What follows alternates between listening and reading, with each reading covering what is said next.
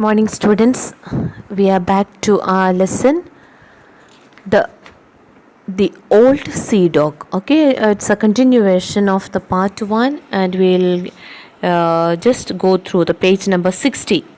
Hope you have understood the first part of this lesson.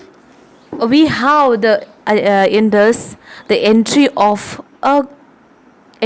the real hero of the story here. Actually, he looks like a hero and the captain to be as the villain of the story. And then we come to know how he subjugates the captain, who was so furious, like a real leader, very calm but firm and authoritative in his talk. Dr. Livesey is able to control the anger of Mr. Captain. Until then, everyone was afraid of Mr. Captain. Nobody interfered in the life of Mr. Captain. And it is now we have somebody who is so very authoritative and firm in his speech, and that calms down Mr. Captain, who was fully drunk. Okay. Now, I think we have to start with the second stanza of page 60. He was only once crossed. Dr. Livesey came late one afternoon to see my father, took a bit of dinner from my mother and went into the parlor to wait for his horse. So why Dr. Livesey is here? The Dr. Livesey, he came in order to check Jim's father, who was ill. So after he took care of the patient, he was waiting in the parlor for his horse to come. I followed him in, and I remember observing the contrast.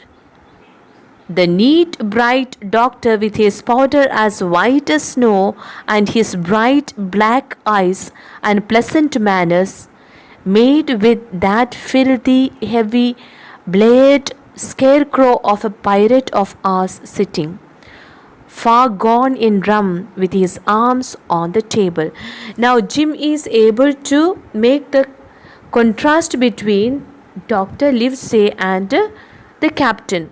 Dr. Livesey is someone with a very good mannerism, whereas our captain is someone with arrogance and filthy natured. So he makes a comparison between these two personals.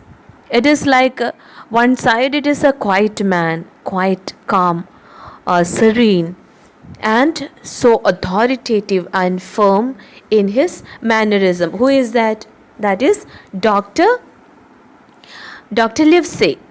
So here the attributes given are: he is neat, bright, white as snow, and his bright black eyes, pleasant manners, and it is in contrary to that of filthiness, heavy, blade, scarecrow of a pirate of ours sitting. And he is far gone in rum, means he is fully drunk. Okay, with his arms on the table. So both the mannerism are in contrast to each other. Blade means here, the new word is blade, means dim or obscure to imagination. Suddenly he, the captain, that is, began to pipe up his eternal song. He began to sing his eternal song. Whenever he sits in the parlor and once he is drunk, he used to be singing. And what was he singing? 15 men on the dead man's chest, yo ho ho, and a bottle of rum. Drink and the devil had gone for the rest, yo ho ho, and a bottle of rum. So he was making fun of himself and the others by singing, fully drunk, sitting in the parlor. And who is there also in the parlor? Dr. Livesey. Early days it used to be that everyone used to be quiet and listening to this captain. Nobody dared to speak anything to him because he was so frightening for everyone else. But here we have a gentleman, the Dr. Livesey, who cannot get along with this nonsense. Now what happens? But by this time, we had all long ceased to pay any particular notice to the song. It was new to nobody but Dr. Livesey, and on him I observed it did not produce an agreeable effect. For he looked up for a moment quite angrily before he went on with his talk to old Taylor, the gardener. Now, what happens? All others in the inn used to be so silent, and they are accustomed to this way of mannerisms by captain. But here we have a newcomer in the inn, in the person of Dr.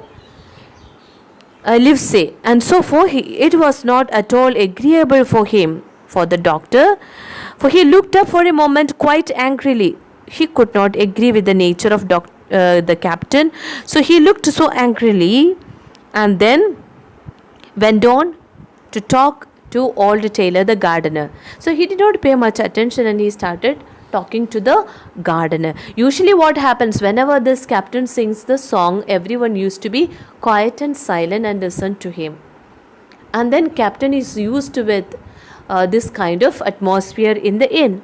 But here he finds Dr. Livesey talking to the gardener, paying no attention to the song of the captain.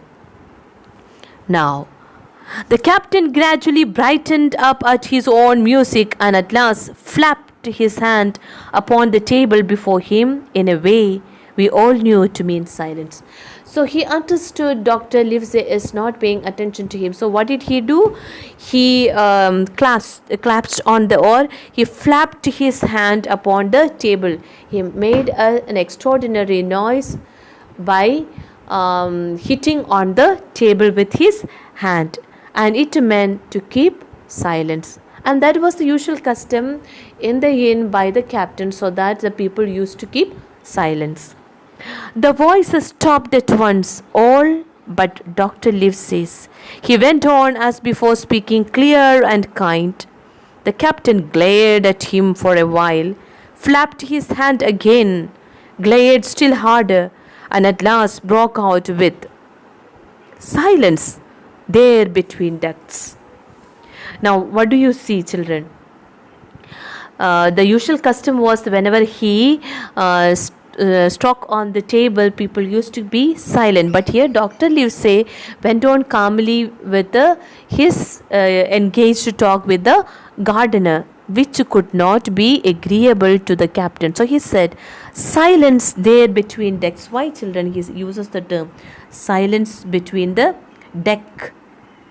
It's only because the captain was used to giving orders in the ship, and that is why he is telling the between decks. It is a ship reference, which means silence in the parlor in context of the inn here. So he used to be giving orders on a ship, telling between decks. But here he is also continuing to say the same orders. But here Dr. Livesey, he is not afraid. He looked up at the captain and asked if he was talking to him. Okay, now listen. "Were you addressing me, sir?" says the doctor. And when the Raffian means the villain here, had told him that this was so, "I have only one thing to say to you, sir," replies the doctor, "that if you keep on drinking rum, the world will soon be quit of a very dirty scoundrel." Now, what did the doctor say? So, Dr. Livesey looked up at the captain and asked if he was talking to him. When the captain told him that it was so, Dr. Livesey gives a response telling, if the captain kept drinking rum, he would die very soon, and the world would be rid of a very dirty scoundrel. Now, this must have irritated the captain for sure. The old fellow's fury was awful, so it was beyond comparison.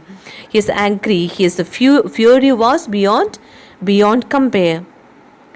He sprang to his feet, drew and opened a sailor's clasp knife. Clasp knife is something like a large knife with a folding blade and threatened to pin the doctor to the wall. He said, he threatened even doctor. He said, I will pin you on the wall.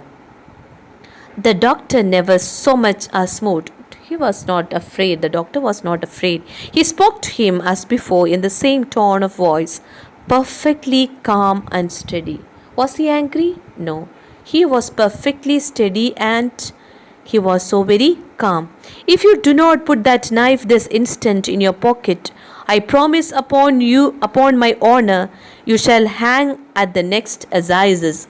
Assizes here meaning a traveling court in the old times. So doctor threatened him. How did he threaten? Saying that if you do not maintain silence, and if you are going to be a troublesome, violent man, I will file a case against you. I will file a case against you. And he says, then followed a battle of looks between them, but the captain soon knuckled under, put up his weapon and resumed his seat, grumbling like a beaten dog. Now he understood that he cannot play the trick anymore with the Dr. Livesey. So he calmed himself. He cooperated with the doctor. And now, sir, continued the doctor, since I now know there's such a fellow in my district, you may count I'll have an eye upon you day and night. And he threatened, he said, now I know in my district there is like a refine, and I need to keep an eye upon you. I'll keep watch over you. I am not a doctor only, I am a magistrate. And if I catch a breath of complaint against you, I'll have you hunted down and rooted out of this.